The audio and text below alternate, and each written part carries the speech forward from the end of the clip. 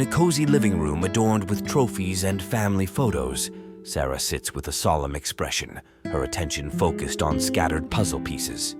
John and May, her parents, exchange concerned glances, their worry evident as they observe Sarah's disinterest. Honey, what's wrong? You seem quiet today. Nothing, Mom. Just not feeling it. But sweetheart, look at all you've achieved. We couldn't be prouder of you. Thanks, Dad. Despite their comforting words, Sarah's smile doesn't quite reach her eyes, her troubled thoughts casting a shadow over the room. Later, in the solitude of her bedroom, Sarah lies awake, the moon's glow casting shadows that seem to dance with her racing thoughts. Why am I so nervous? I've prepared, haven't I?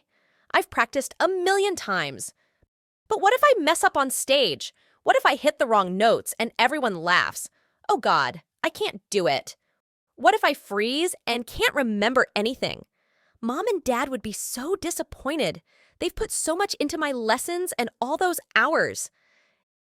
And what if everyone else is just better than me? The clock's ticking seems to mock her, each tick a reminder of her growing unease. Backstage at a school auditorium, Sarah trembles with fear, surrounded by the bustling sounds of other performers preparing for their acts. I can't do this. What if I fail? The air is electric with anticipation, but for Sarah, it's a storm she's not sure she can weather. On stage, Sarah's fears materialize.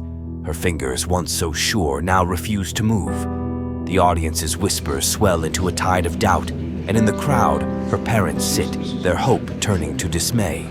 What's wrong with her? I don't know, but she needs to pull herself together. The tension in the auditorium mounts, palpable in the shifting of seats and the hushed conversations that ripple through the audience. In the quiet of the living room, Sarah sits alone, tears streaming down her face, as May and John enter, their expressions stern with concern. Sarah, we need to talk. I'm sorry, Mom. I don't know what happened. We expect better from you, Sarah. You can't let your fear hold you back like this. The weight of their disappointment hangs heavy in the air, overshadowing the dimly lit room as they confront the aftermath of Sarah's failed performance. In the darkness of the night, Sarah lies in bed, her breathing shallow and labored.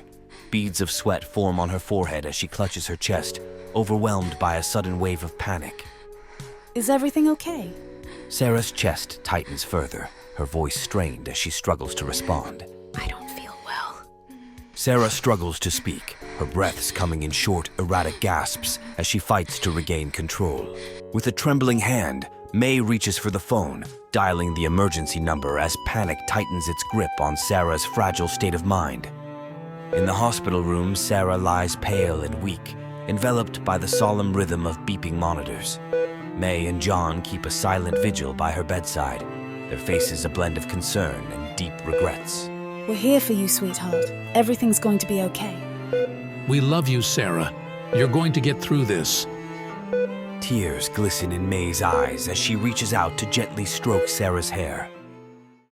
Sarah slowly opens her eyes and sees her surroundings transform into the familiar stage where she once performed. The gentle melody of a piano fills the air, accompanying her graceful performance. May and John watch from the audience, their faces radiant with pride and joy. Mom, Dad, is this what makes you proud? Yes, darling, but... But this isn't what I want. I'm sorry. With her words, Sarah vanishes into thin air. In a surreal realm bathed in soft light, Sarah finds herself in the presence of a divine figure, radiating with wisdom and compassion. Welcome to your world, Sarah. What burdens you? Ugh, I am just lost and tired. I feel like I've let everyone down. My parents, my teachers, friends, you know. But seriously, whose life is this? I feel like I'm just a backup dancer in someone else's music video. I've got my own dreams, you know. So what is your dream, then? Well, I do not know yet. Too busy, isn't it? At least no piano and no study for now. Just chill. Very well.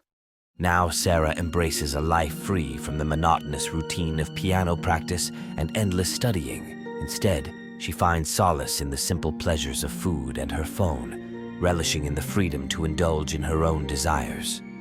As time marches on, Sarah flourishes in her newfound liberation. But as the days turn into weeks, the solemn figure reappears with a grave announcement. Your time has come, Sarah. What? Why? You've exhausted all the resources your parents provided. Your lavish lifestyle, devoid of purpose or ambition, has left you spiritually bankrupt. Seriously? That's it? That's not fair. I'm just a kid. Give me another shot. I'll prove I can do better. Very well. With renewed resolve, Sarah dives into her second chance. She meticulously follows the path laid out by her parents and society's blueprint. Yet, beneath her compliance, a hollow void grows, unfulfilled. Nice to see you again, Sarah. I've been expecting you. Tell me, how does this life suit you? I've been keeping busy, but it's like I'm running in circles.